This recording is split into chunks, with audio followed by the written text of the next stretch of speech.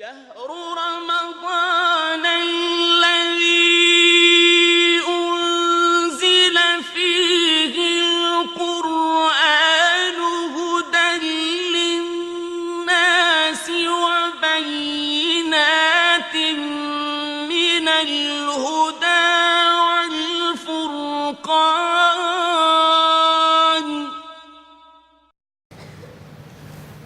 أعوذ بالله من الشيطان الرجيم.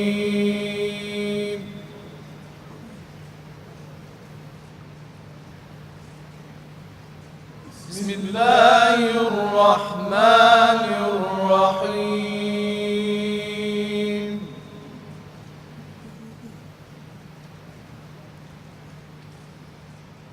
ولله ملك السماوات والأرض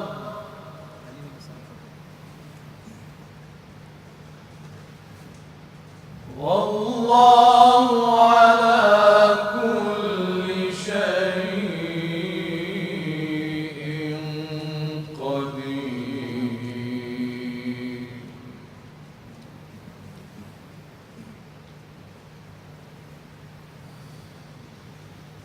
إن في خلق السماوات والأرض واختلاف الليل والنهار لآيات لأولي الألباب.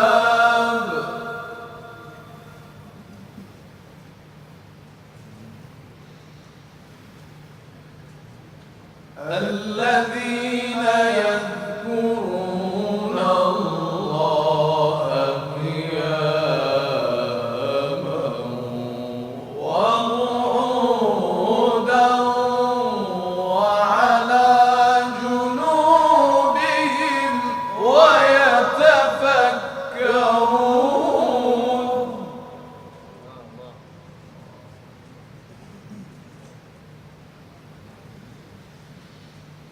ويتفكرون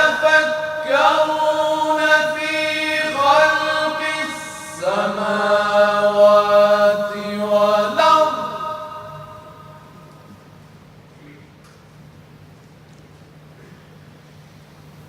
ربنا ما خلقت هذا باطلا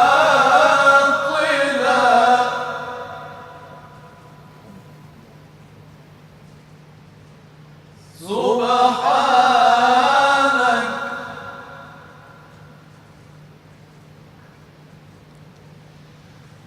ربنا ما خلقت هذا باطلا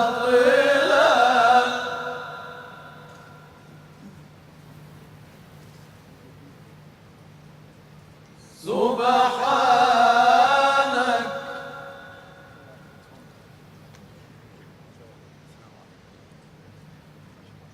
ربنا ما خلقت هذا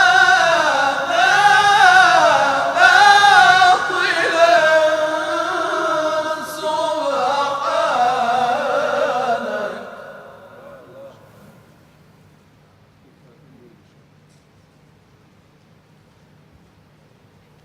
فقنا عذاب النار.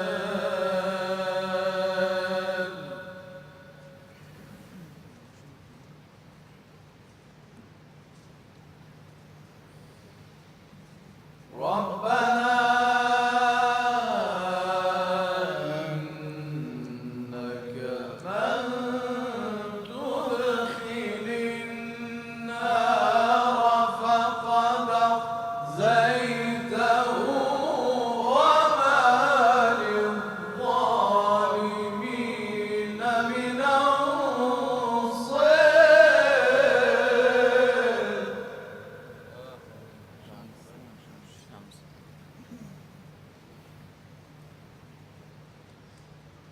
الله أكبر. بسم الله الرحمن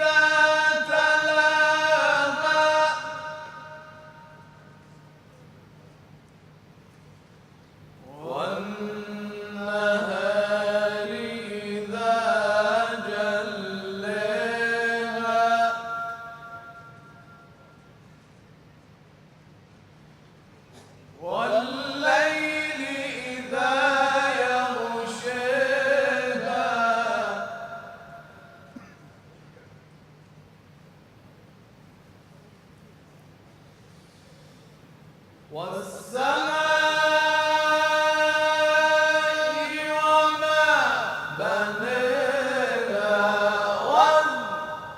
والأرض وما طحاها ونفس وما سواها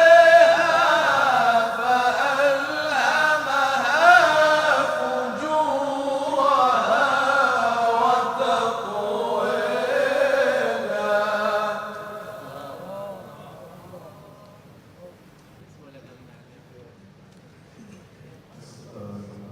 يا من هو الله الذي لا إله إلا هو الرحمن الرحيم الملك القدوس السلام المؤمن المهيمن العزيز الجبار المتكبر الخالق البارئ المصور الغفار القهار الوهاب الرزاق الفتاح العليم القابض الباسط الخافض الرافع المعز المذل السميع البصير الحكم العدل اللطيف الخبير العليم العظيم الغفور الشكور العلي الكبير الحفيظ المقيت الحسيب الجليل الكريم الرقيب المجيب الواسع الحكيم الودود المجيد الباعث الشهيد الحق الوكيل القوي المتين الولي الحميد المحصي المبدئ المعيد المحيي المميت الحي القيوم الواجد الماجد الواحد الصمد القادر المقتدر المقدم المؤخر الأول الآخر الظاهر الباطن الوالي المتعالي البر التواب المنتقم العفو الرؤوف مالك الملك ذو الجلال والإكرام الجامع الغني المغني المانع الضار النافع النور الهادي البديع الباقي الوارث الرشيد الصبور الذي ليس كمثله شيء وهو السميع البصير اللهم صل أفضل صلاة على أسعد مخلوقاتك سيدنا محمد وعلى آله وصحبه وسلم عدد معلوماتك ومداد كلماتك كلما ذكرك ذاكرون وغفل عن ذكره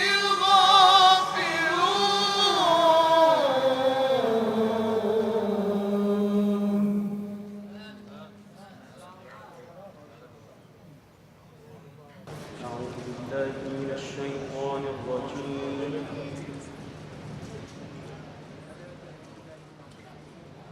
بسم الله الرحمن الرحيم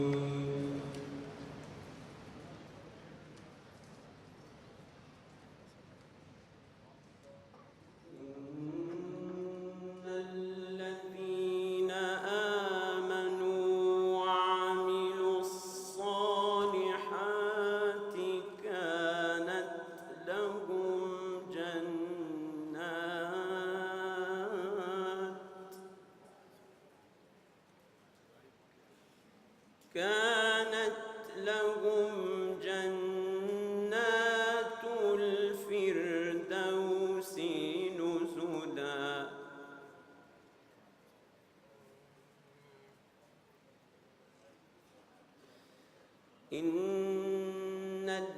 الذين آمنوا وعملوا الصالحات كانت لهم جنات الفردوس نزلا خالدين فيها لا يبغون عنها حولا قل لو كان البحر مدادا لكلمات ربي لنفد البحر قبل أن تنفد كلمات ربي ولو جئنا بمثله مددا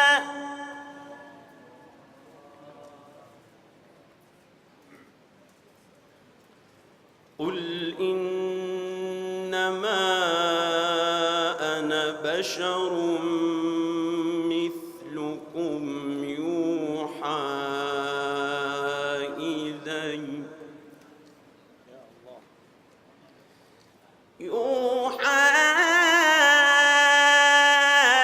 إلي أنما إلهكم إله واحد فمن كان يرجو لقاء ربه فليعمل عملا صالحا ولا يشرك بعبادة ربه أحدا بسم الله الرحمن الرحيم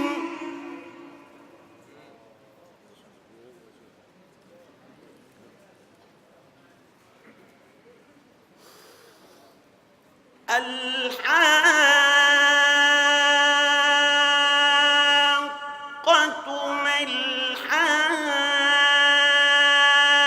الحاقة وما أدراك ما الحاقة كذبت ثمود وعاد بالقارعة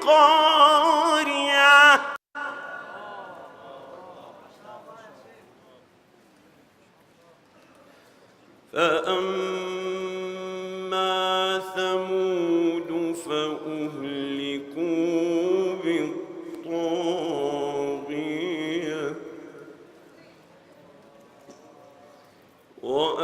وأما عاد فأهلكوا بريح صرصر عاتية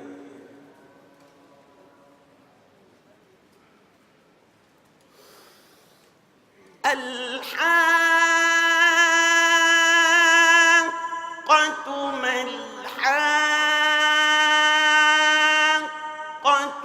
وما أدراك ما الحاقة كذبت ثمود وعاد بالقارعة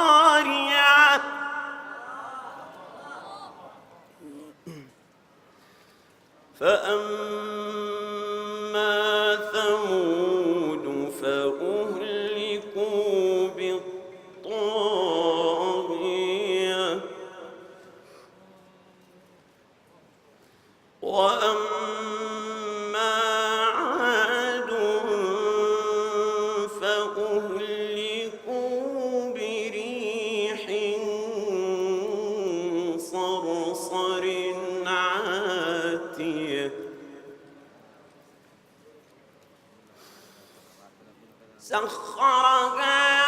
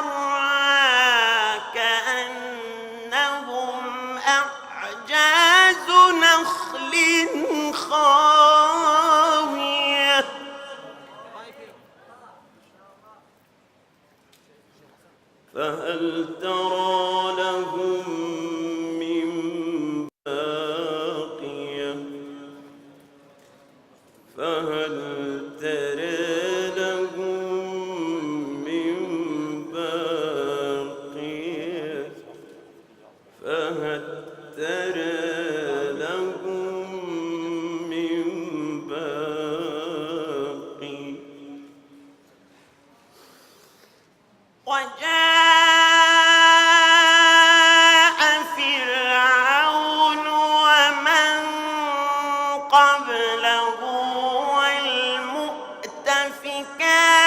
بالخاطئة فعصوا رسول ربهم فأخذهم أخذة رابية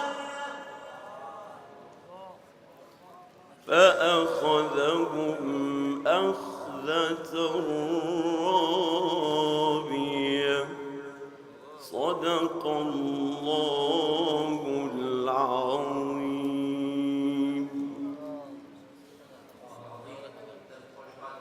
بسم الله الرحمن الرحيم.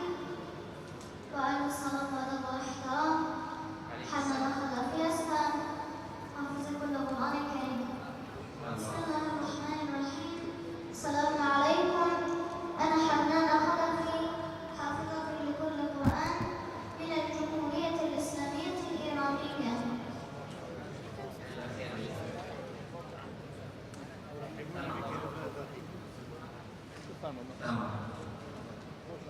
وقالوا مهما تأتينا به من آية لتسحرنا بها فما نحن لك بمؤمنين. سورة جزئيسان وآيسان سوره أعراف وآية صفحة 166 أول صفحة فإذا جاءتهم الحسنة أي آخر صفحة وأغرقنا صفحة 7. ما شاء الله. آية سورة الأعراف الآية الأولى فإذا جاءتهم الحسنة الآية الأخيرة وأورثنا القوم الذين صفحة في جانب اليسار الجزء 9. وتي أو آية نسبت على جزء نويا لتيجي آية سري صفحة أو آية شيء وتعين لا برج بس يجمع آخر آية وأورثنا القوم الذين كفروا بآياتنا طغوا. أعوذ بالله من الشيطان الرجيم. بسم الله الرحمن الرحيم. وقالوا مهما تأتنا به من آية لتسحرنا بها فما نحن لك بمؤمنين. فأرسلنا عليهم الطوفان والجراد والقمل والضفادع والدم آيات مفصلات فاستكبروا وكانوا قوما مجرمين. ولما وقع عليهم الرجز قالوا يا موسى ادع لنا ربك بما عهد عندك لئن كشفت عنا الرجز لنؤمنن لك ولنرسلن معك بني إسرائيل. فلما كشفنا عنهم الرجز إلى أجل بالغوه إذا هم ينكثون. فانتقمنا منهم فأغرقناهم في اليم بأنهم كذبوا بآياتنا وكانوا عنها غافلين. أحسنت. أقول لا بغير ما تصير عندي وما نوعات تحنيك سيكاب شخصي ما بسياري كنفرة. أعوذ بالله من الشيطان الرجيم. بسم الله الرحمن الرحيم. فإن كذبوك فقل ربكم ذو رحمة واسعة. في أي سورة هذه؟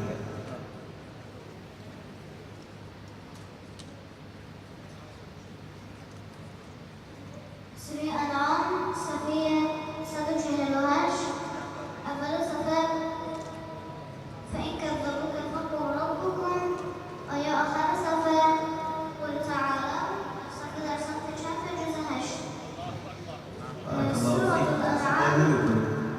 سورة الأنعام الآية الأولى فإن كذبوك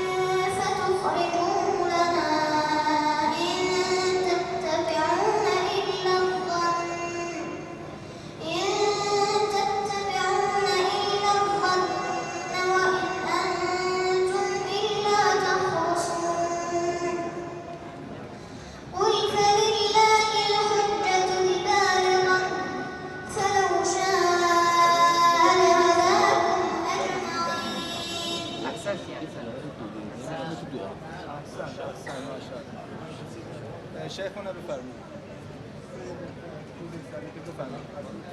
بس بولان صوت الرسانية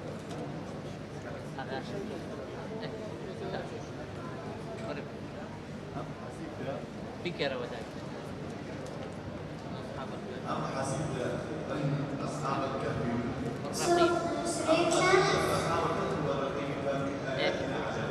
الكهف سفير لبسطة بدو الجواب أفضل صفا ما لهم به من علم ويا آخر سنة هؤلاء سقد أرسلت شفا جزء 15 سورة الكهف الآية الأولى ما لهم به من علم الآية الأخيرة هؤلاء صفحة في الجانب اليسار الجزء 15 أعوذ بالله من الشيطان الرجيم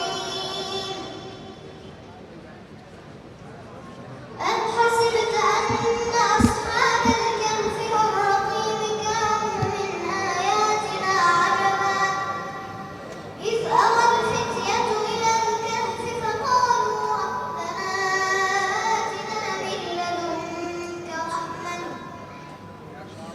فقالوا ربنا آتنا من لدنك رحمة وهيئ لنا من أمرنا رشدا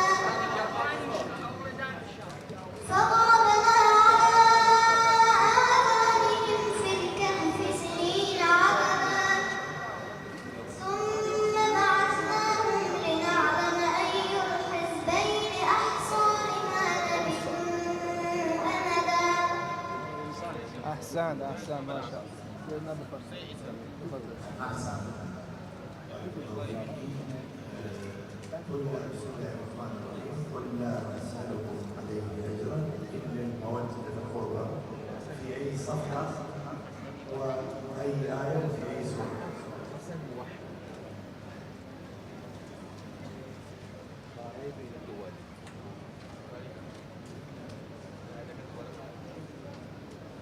سوره شورا صفحه 486 اول صفحه ذلك الذي يبشر الله آیه آخر صفحه وما أنتم بمعجزين صفحه در سمت چپ سورة الشورى الآية الأولى ذلك الذي يبشر الله الآية الأخيرة وما أنتم بمعجزين صفحة في جانب اليسار الجزء 25 أعوذ بالله من الشيطان الرجيم ذلك الذي يبشر الله كل السوره ها رسون به در یک دقیقه همه را اسم میبره قل لا أسألكم عليه أجرا إلا المودة في القربى ومن يقترف حسنة نزد له فيها حسنا إن الله غفور شكور أم يقولون افترى على الله كذبا فإن يشأ الله يختم على قلبك ويمحو الله الباطل ويحق الحق بكلماته إنه عليم بذات الصدور احسنت بس طيب أعوذ بالله من الشيطان الرجيم یک دانه دی فارسی والذين يؤتون ما أتوا قلوبهم وجلة أنهم إلى ربهم راجعون. سوره المؤمنون صفحه 346 اول صفحه والذين يؤتون آیه آخر صفحه وإن الذين لا يؤمنون صفحه در سمت چپ جزء 18 سورة المؤمنون الآية الأولى والذين يؤتون ما آتاهم الآية الأخيرة وإن الذين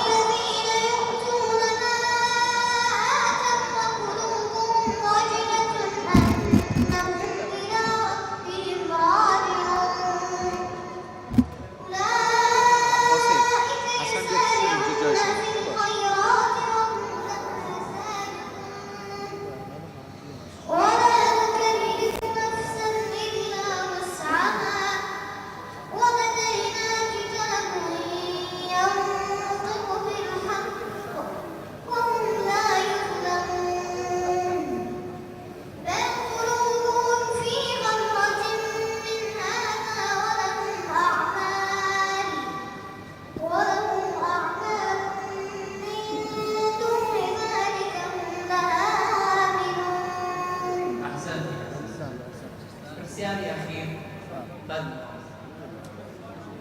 ولا بفهم توزه بود در شما شاوی روان بجنه رحمت علیه أن آيتين متشابهتين أولا رحمت علیه جنة عرضها السماوات والأرض أعدت للمتقين رحمت علیه وسارقوا إلى مغفرة من ربكم وجنة عرضها السماوات والأرض أعدت للمتقين وعيدا للذين آمنوا بالله ورسوله الحمد آياتها كان الشواذ يعني هر کی كان لك این دوتا آیه مشابه هستن، هر کدوم در کدوم سوره هستن؟ یکم لکوی دوانش وسارعوا إلى مغفرة من ربكم سورة آل عمران جزء 4 أول صفحة وسارعوا إلى مغفرة وهي آخر صفحة هي صفحة 67 دوان سابقوا إلى مغفرة من ربكم سورة حديد صفحة 500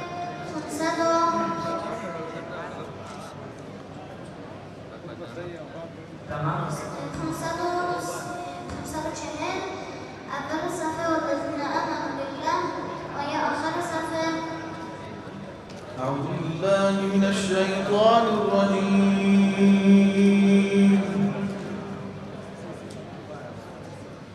بسم الله الرحمن الرحيم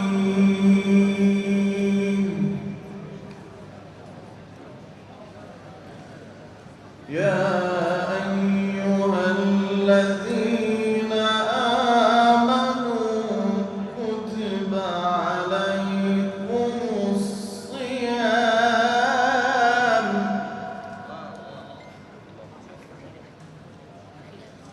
كتب عليكم الصيام كما كتب على الذين من قبلكم لعلكم تتقون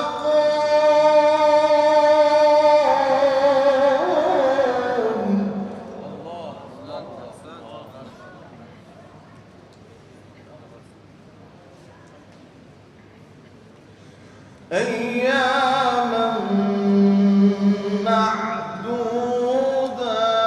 معدودات فمن كان منكم مريضا أو على سفر فعدة من أيام أخر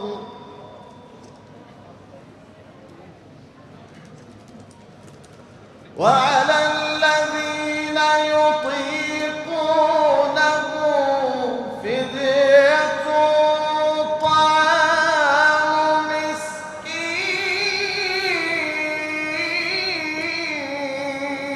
مسكين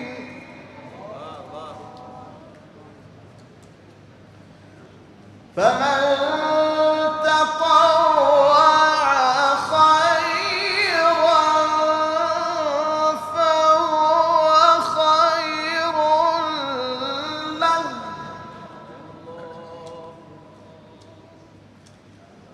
وأن تصوموا خير لكم إن كنتم تعلمون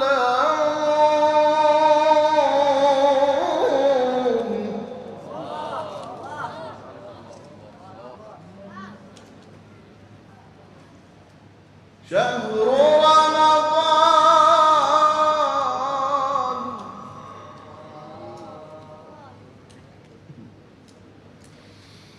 شهر رمضان الذي أنزل فيه القرآن هدى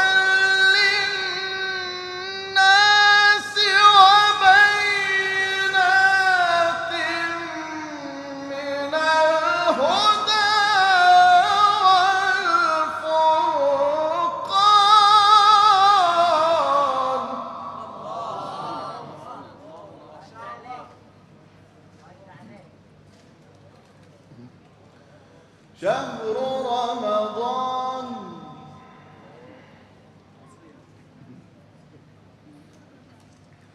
شهر رمضان الذي أنزل فيه القرآن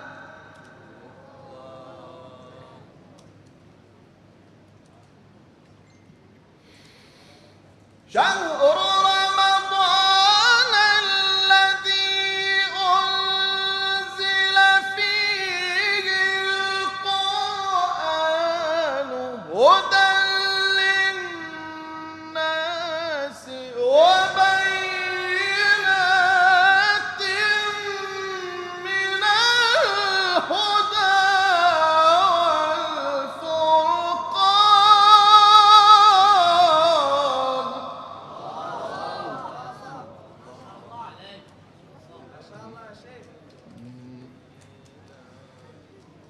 فمن شهد منكم الشهر فليصمه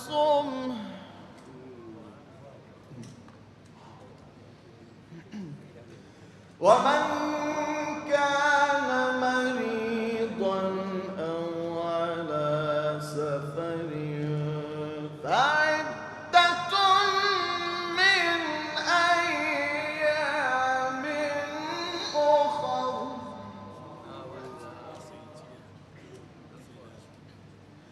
يريد الله بكم اليسر ولا يريد بكم العسر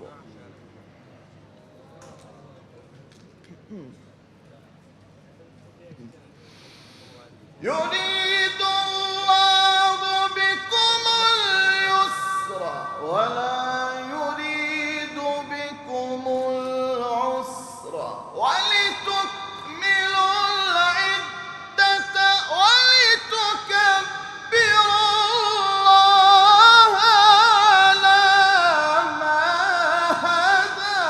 هداكم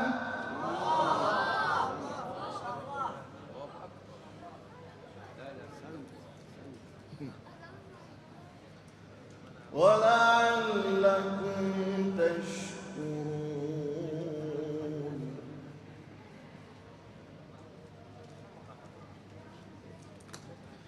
وإذا سألك عبادي عني فإني قريب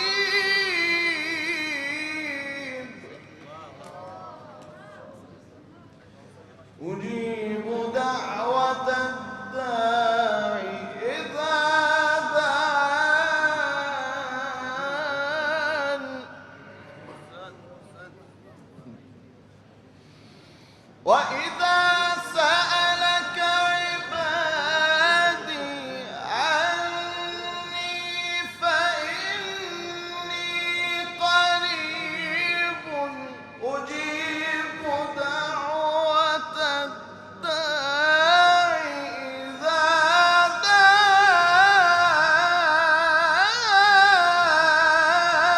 دعان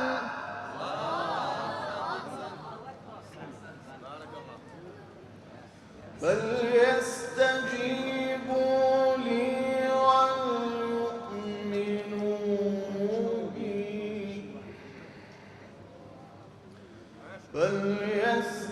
فليستجيبوا لي وليؤمنوا بي لعلهم يرشدون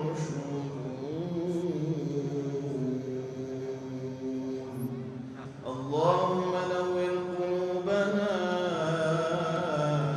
بالقرآن وزين أخلاقنا بالقرآن اللهم اشف مرضانا بالقرآن اللهم ارحم موتانا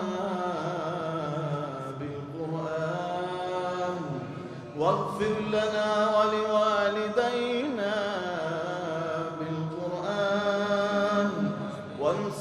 جيوشنا بالقرآن اللهم احشرنا مع النبي محمد وآله الأطهار بالقرآن وصلى الله على سيدنا محمد وآله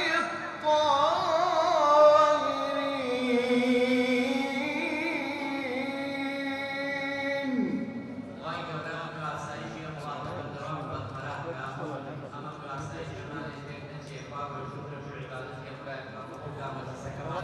أحسن تقبل الله أحسن